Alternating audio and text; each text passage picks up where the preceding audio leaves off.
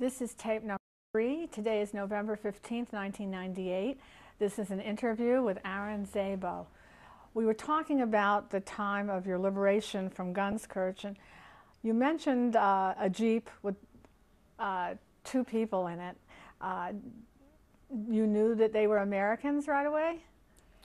I did not know about it, but some people much older than I, they knew the Americans, yes. Did you see any other Americans after that? Not at that time. The next day, when I started walking to town, the highways, by that time I walked on the highway, were full of English and American troops. And we were walking, and the day passed by. We came into, I don't remember what town it was, but we came into a town. And the woman was very nice. She gave me some food to eat, which was wrong to eat anyway because I got diarrhea and got very sick. But we kept on walking, and I slept over there at night. She gave me a place to sleep in. I was not clean at all. And the next day I started walking again, and the Germans were still fighting from the mountains. They were shooting, so the English stopped me. Of course, I didn't speak any English, and they did not speak any other language but English. So then I went to a house, and there was a woman, a maid, and she was a Polish woman, and she made me a bath, and she cleaned me up. And she took some clothes from the closet, which was about 10 sizes too big or 20 sizes too big for me, but it was clean. And I went to sleep in the house. And I guess the English came in and they wanted to make it a observation post, but they left me alone. I couldn't communicate with them at all, but they left me alone. And I was there for about a day, maybe 2 days. And then they stopped shooting, and I went and I walked towards Vienna. There were signs on the highway, so you could see that you walk this way, you got a right with an army jeep sometimes, on an army vehicle. And then I got to Vienna. After I got to Vienna, in Vienna with the Russians.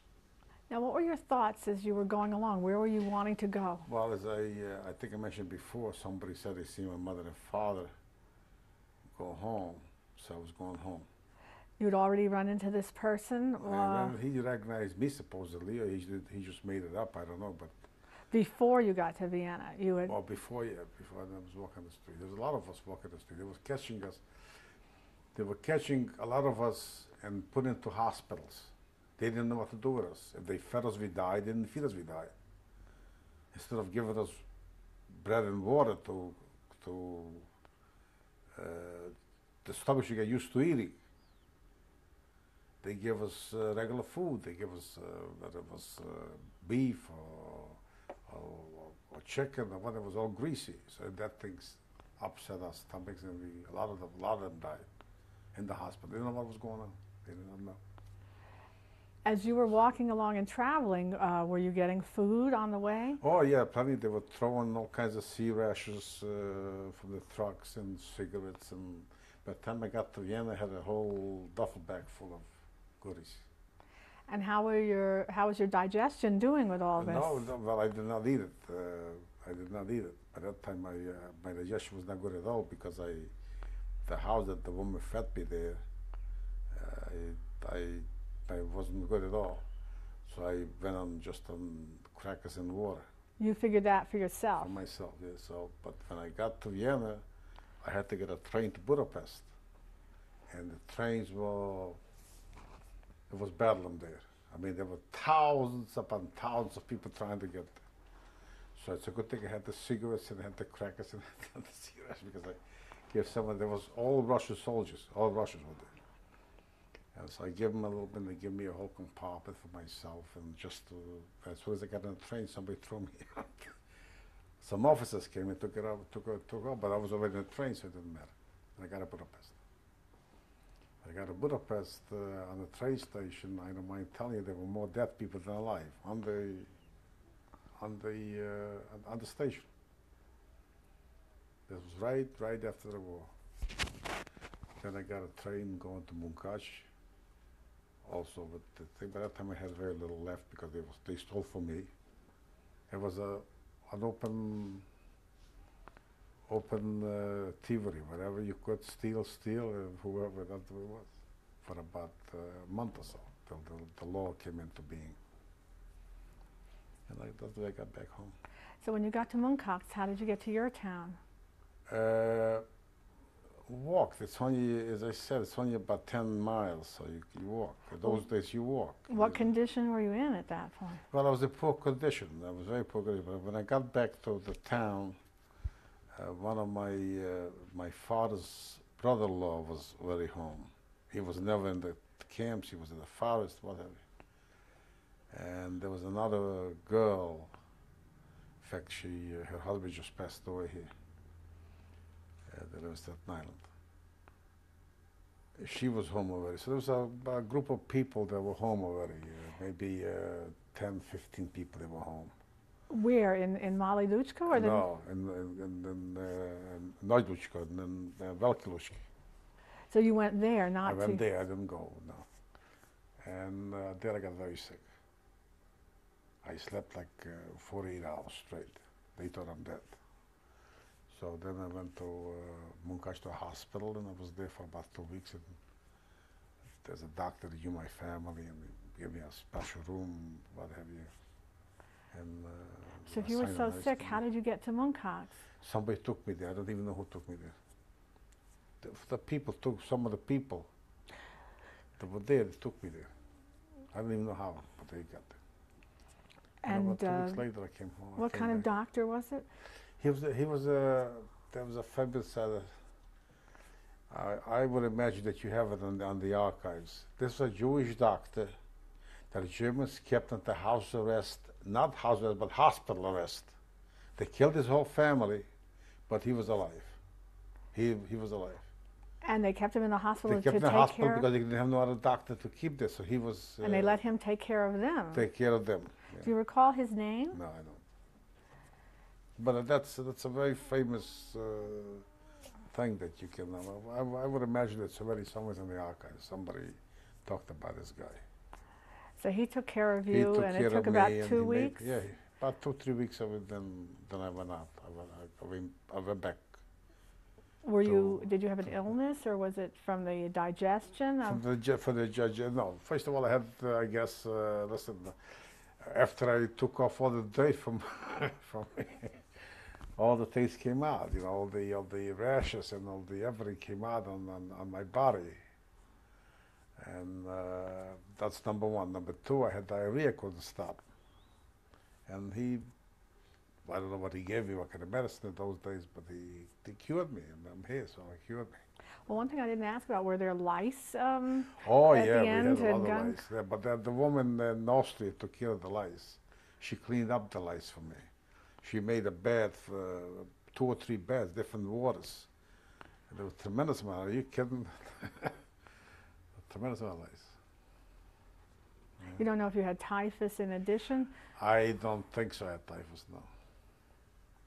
So then, after you were better in Munkac, you went.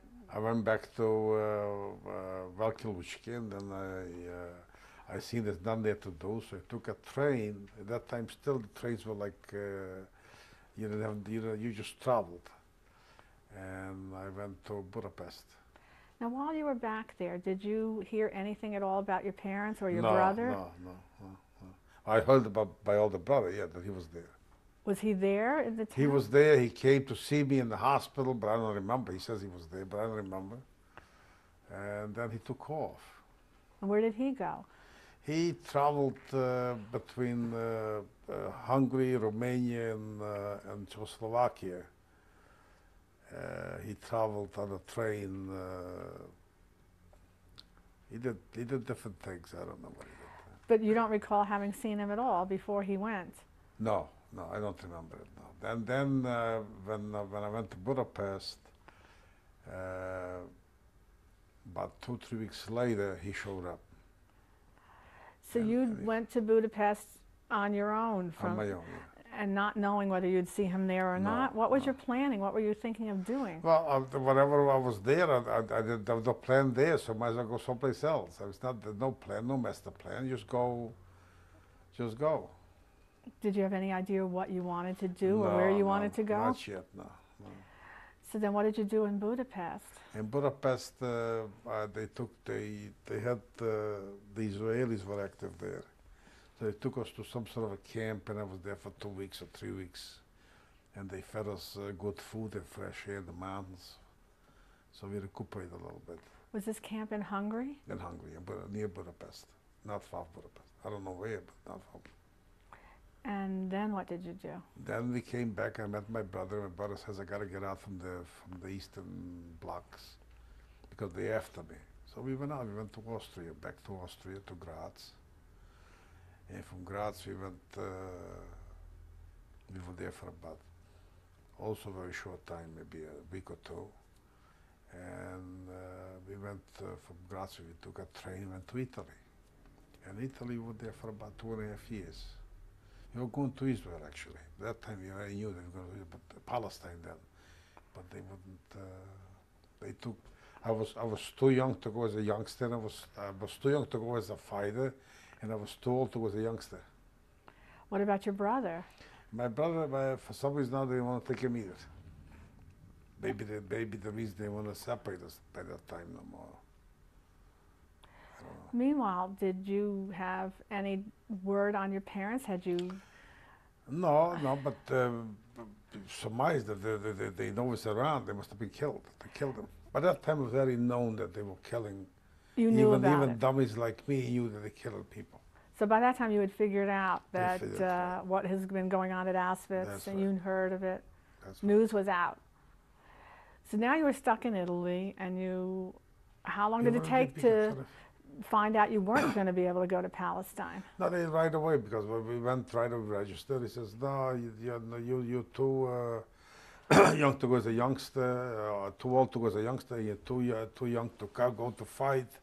So we only take people that can fight. And that's true. They they had very good recruiting. They recruited a lot of Russian Jewish soldiers, and they brought them there. You know, officers, plane, enlisted men, and they pilots. And then that's what I did.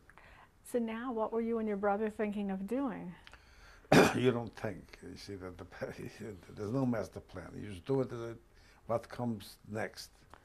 So then we couldn't go there, so we applied for a visa to come to the United States. Excuse me. I had my mother's brother here. He sent us papers. And his name? His name was Roth, Irving Roth. He lived in Scranton, Pennsylvania. And we waited till 1948. Finally, the visas came through, and we came to the United States. Now, what did you do in Italy during those 2 years, 2.5? We were in DP camps, displaced camps. And we peddled whatever you had to eat, so you peddled, but it was much easier. No, there's no hunger no more. Were you given food in the DP camp? We were given food, but the food is no. We made a few dollars by peddling. What would you peddle? Whatever. One day cigarettes, the next day shoes, the third day pants, the fourth day shirts, whatever they came. There were a lot of people who were getting packages from the United States, so I used to buy the packages from them because they were selling over old clothes or new clothes. You went to the market, you peddled. There was open markets, you know. So which camps were you in Italy? Well, I was in, when I came over, we went to a place called Padova. There was a camp there, but up there, there was no, and from there we went to Santa Maria de Luca. That's on the Adriatic Sea. And I was there maybe half a year or so. Then we went to Bari. And from Bari we came to the United States. And in between we went to different places. That's it. Did you find any other people you had known before the war Not me, in no. in Italy? No, no. Did you participate in any social or cultural or educational activities in these No, DP no. camps? There were very few. Everybody was going to, today you were here, tomorrow you went. Some people went illegally to Palestine, and some people went legally to South and Central America, Canada, United States. People wanted to settle. They wanted to go. So there was no long-term type of a deal in them camps. Now, when did you actually come to the United States? The date? 1948, What? February 16th. You and your brother came together? No, my brother came about a couple of months later, after me. So where did you go when you came here? And my uncle met us at a boat, and we went to my aunt. She lived that time in Philadelphia. I stood there for about, I don't know, a week, a couple of days. Now, this aunt, whose relative was she? That was my mother's sister, Aunt Fanny. And then we went to my uncle's house for a few days, and then I came to New York, and that's it. Why did you decide to leave your aunt and uncle? It's not about I have to do something. This is it. This is reality now. You got to find something to do. And where did you stay in New York? I was a boarder. And with Mrs. Stedman, a woman who lived 172nd Street and Howe Avenue. I don't know if you're familiar with it. Area there. And how did you find work? I used to, but then I went to school at night on Boston Road and 170. I think at 3rd Street. There's a public school there. Those days the schools were open at night. Now they're not. So I went at night to school. So you meet a lot of people like me. So you ask around and you find a job in a factory. What kind of factory did you work in? The first factory I got a job was making refrigerations and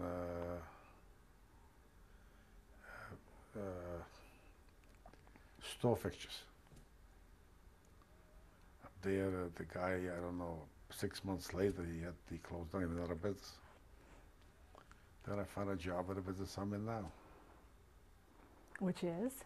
Yeah, I found a job making doors on Southern Boulevard and Holmes Street.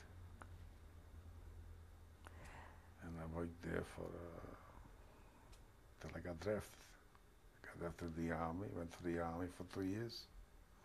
Just go back a minute. You mentioned your brother came a couple of months after you did. After me, yes. And where did he go? He came to stay with me, but he did not like New York at all. Why? Well, too many people. So how long did he stay with you? A very short time, maybe 2 months. And then what did he do? He went to Minnesota. Did he like Minnesota? Well, I don't know if he liked it or not, but he got a job at a shipping clerk, and he was putting packages, and he says he put too many stamps, and then he put in not enough stamps. He did not know how to read. Nobody showed him how to read the machine, the scale. And that's what he did. He was a shipping clerk there. And then he also got drafted to the Army. But he got out after 9 months. He got married. He didn't like the Army, so he got married. And he got out in a hardship. This is before the Korean War, 1950, 1951. And when were you drafted? 1951. And where were you stationed? Where were you sent for training? Well, for training, I was in Alabama, Camp Rucker. But when I was drafted in New York, and it took us to Fort Devens, Massachusetts.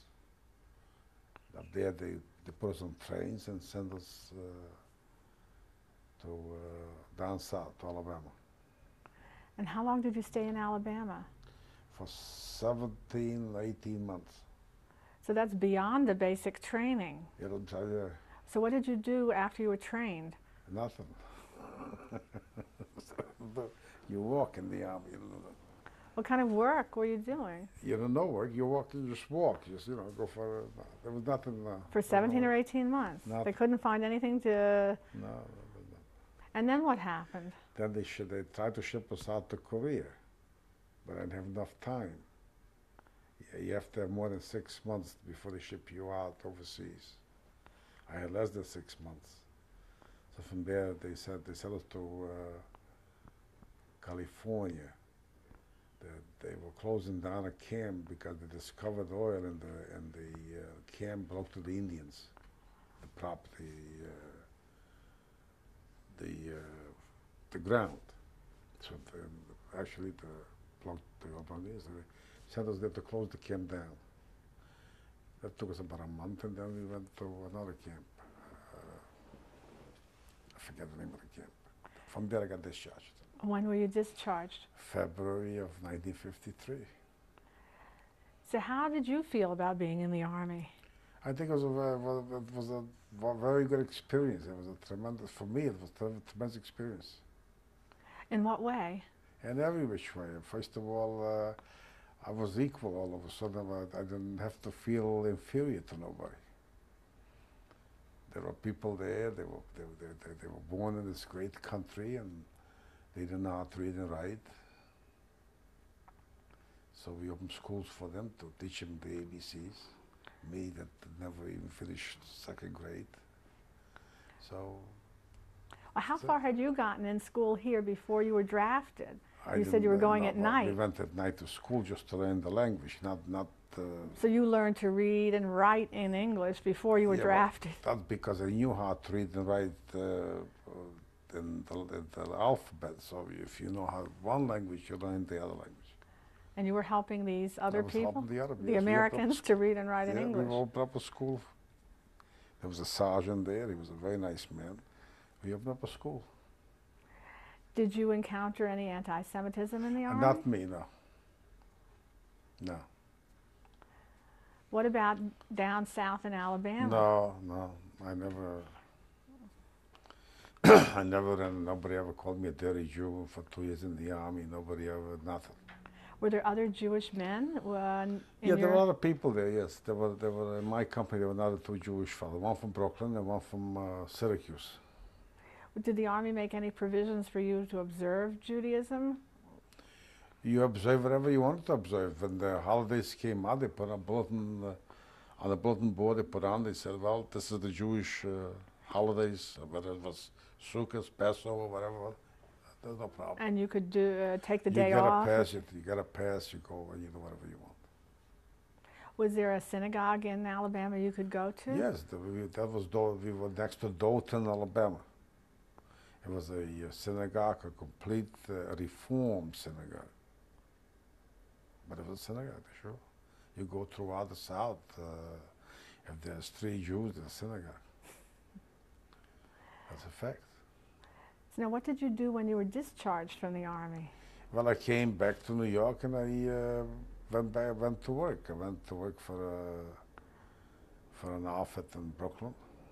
The outfit that I used to work for went closed up. I don't know what happened to it. So I went to work, and a year later I went to business for myself. So this was what year you started your own business? 1955. 1955, maybe 56. And you still have the same business? No, I became a contractor. Then in 1960 I bought this business. And what is this business now? We manufacture hollow metal doors and frames. And you still are running the same? I'm still on the same thing, yes. Can you tell us about meeting your wife and getting married? Well, I met my wife, must have been 1951, before I went to the Army. Then I went to the Army and we came out. We got married in 53. And the next is history. How had you met? You got to ask her that. I really don't know. I don't remember that. Yeah. So when you got out of the Army, had you been keeping in touch the whole time? Yeah, we wrote this, yes. Yeah. And how soon did you get married after you got out?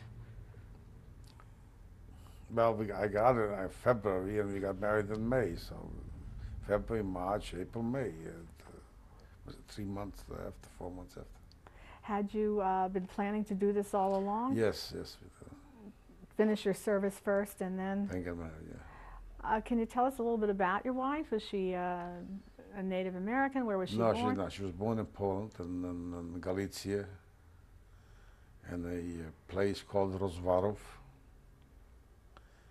And when the Germans invaded Poland, they chased all the Jews out from the part where the Germans invaded them. The other side, the eastern part of Poland, was occupied by the Russians. And so they chased them out. And they wound up in Russia. And that's where she survived, Russia. When you met her, did she have family that you knew Yes, as she well? had a mother and father, yes. Any brothers or sisters?